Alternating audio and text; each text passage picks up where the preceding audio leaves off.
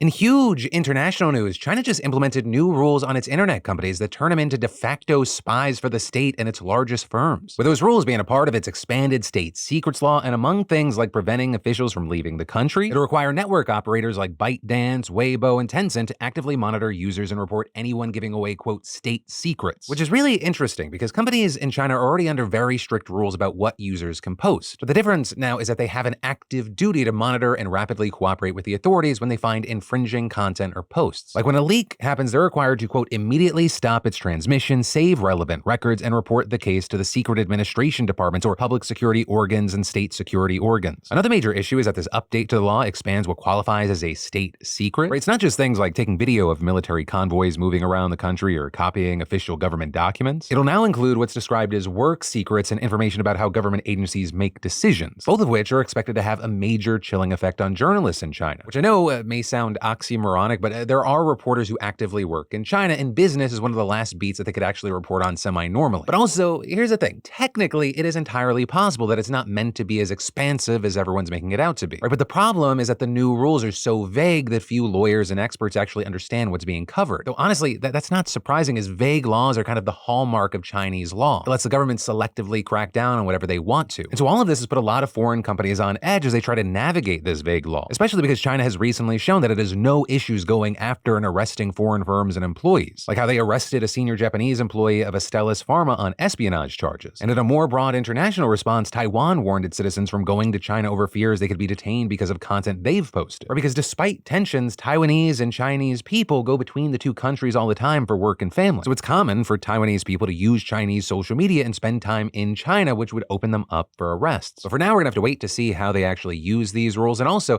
to see if it affects the overseas operations of Chinese companies like TikTok. Although that might not even affect the company that long, since ByteDance doesn't appear to want to sell it, so it's probably gonna get banned.